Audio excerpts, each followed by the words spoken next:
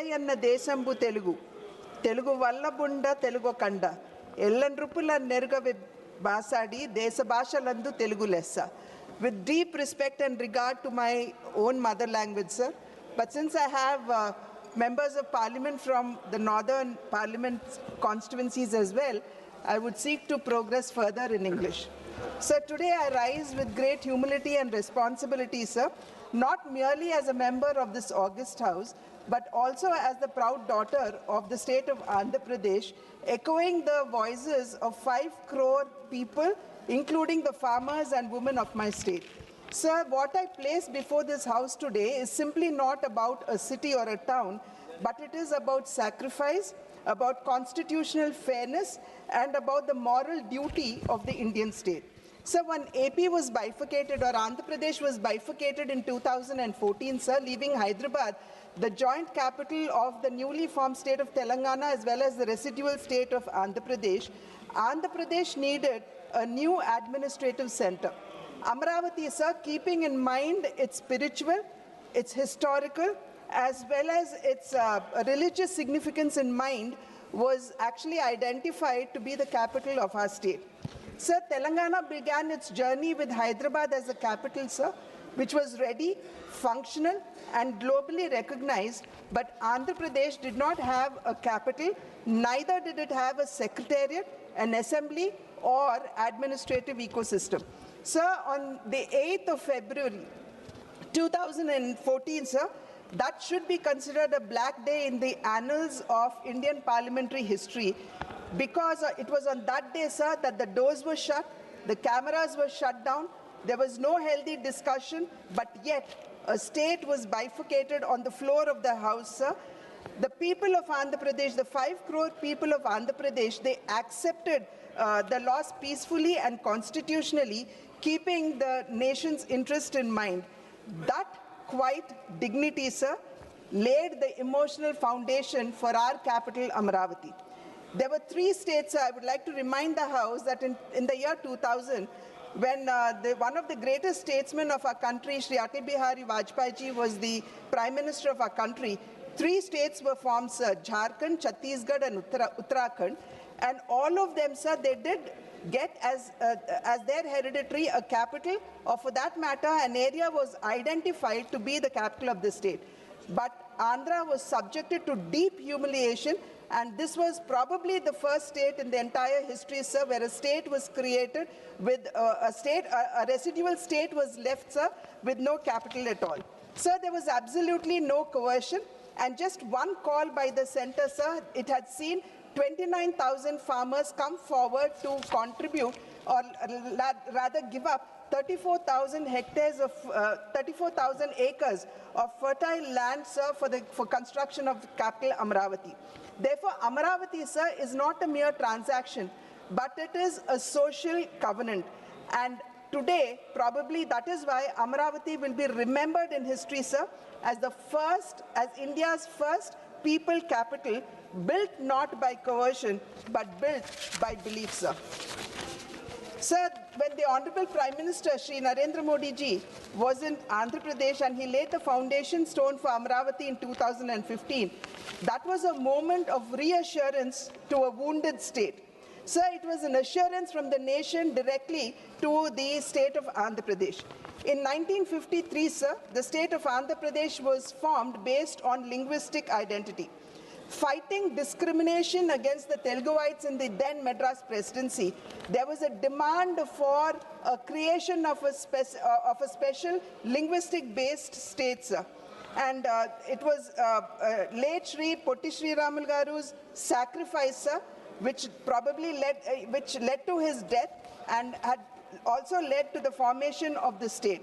Sir, it should be remembered here today that sacrifice, it had laid the moral and emotional foundation of the state of Andhra Pradesh. However, sir, the bifurcation that had happened on 18th of February 2014, the bifurcation was not against any kind of injustice to the other part of the state, but was driven by sheer and pure political gains by the then Congress-led UPA government, sir. Unlike the earlier movement rooted in sacrifice and political aspiration, the bifurcation, sir, was carried out in a manner that raises serious constitutional, moral, as well as ethical concerns. Sir, between the years 2019 to 2024, Andhra Pradesh had seen a period of deep uncertainty regarding the capital, sir, which was the result of the absolute thoughtless and mindless decision of multi-capitals taken by the then YSRCP government. Sir, despite the then LOP in the state of Andhra Pradesh, on the floor of the assembly, accepting to the establishment of Amravati as the capital, and despite him reiterating that if not 34,000 acres, 50,000 acres should be taken to create a futuristic, wonderful, beautiful capital for the state of Andhra Pradesh, it was he who changed his words, sir, and brought onto the scene the multi-capitals with the stated objectives of decentralized development. So my question here would be, would simply the establishment of a capital bring in the much needed development to a state? So we know fairly well that for the development of a state, we need to instill confidence in investors, we need to welcome investments, and we also need to ensure that the required logistical and infrastructural needs are actually put in place. However, sir, what we saw in the previous 5 years' rule of YSRCP was simply a depletion of all of this, and the entire machinery of YSRCP was deemed or stooped or steeped in land and in sand as well as liquor mafia, sir. Sir, most painfully, those who had sacrificed the land were left with, sir, just another 5-6 minutes, sir. No, please. Sir, the farmers, sir, they agitated for over 1,600 days, sir. It included both men and women, and the humiliation that they were subjugated to has been mentioned by my colleagues, sir. Cases were filed against them under the SC Atrocity Act. Women were actually, pregnant women were pulled out, they were kicked in the stomach, sir, and the annadatas or the farmers, sir, they were handcuffed, and there were many, all of them have been outlined by them, sir. But here, sir, as a woman member of this House, I say with great restraint and responsibility that when peaceful women protesters are met with force, democracy must pause and must introspect. Sir, there is no specific mention of a capital in the Constitution, sir, but under Article 239AA, dealing with Delhi, sir, there was a mention. But however, sir, the reorganization bill speaks through Section 5 and Section 6 of the Andhra Pradesh Reorganization Act 2014 that was passed by this House. It speaks about the capital, sir. And therefore, sir, if there has to be any change in the capital, it will and must have to come back to the Parliament for its, just 2 minutes, sir. It must come back to the House for its ratification. So furthermore, the central government, sir, despite it not being part of it, the central government had provided its entire support to the capital, sir. It could be the 1,500 crores that it gave for the development of infrastructure in the CRDA.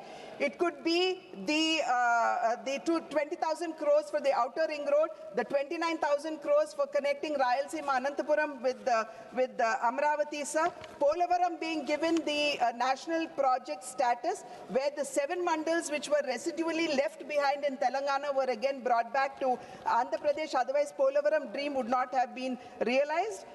It could also be the support, sir. I was listening to Manikam Thakurji, and he was mentioning that there's no support being given to the capital Amravati. So may I remind my honorable colleagues, sir, that through HUDCO, 11,400 crores have been given, and again, along with the World Bank, the center has also given 15,000 crores for the capital, sir. Special category status was never made part of the bill, even by the UPA government at that point of a time. But the present government, sir, the NDA government at the center, has been giving its full support, sir. Sir, in conclusion, since paucity of time, you've been reminding me that my time is over. Sir, Andhra Pradesh, sir, today is...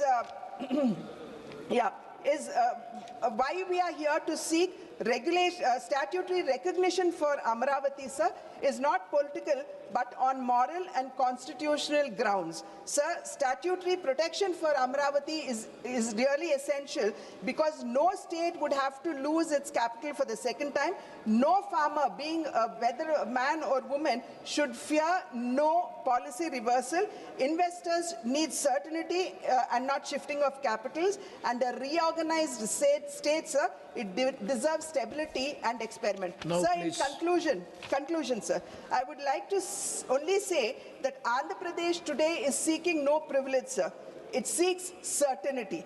It is not asking for politics, sir, but it is asking for justice. It is not asking for sympathy, sir, but it is asking for the faith of the farmers, be it men or women, to be honored in law and policy. Let Amaravati, sir, be remembered today not as a dispute but a lesson that when citizens trust the state will protect that trust. I urge this august House, sir, to stand with the state of Andhra Pradesh so that Amaravati stands forever a stable, lawful and proud capital, and as a testament of how India honors sacrifice. Sir, I was listening to Samajwadi Party, Dharmendra ji, and he stood up and said that we would support Amaravati, sir. Maybe he said that he spoke about the farmers, which is accepted in true spirit. However, sir, it is quite unfortunate to see the YSRCP parliament members walk out, sir, and not wanting to vote for Amaravati. Thank you, sir. Thank you.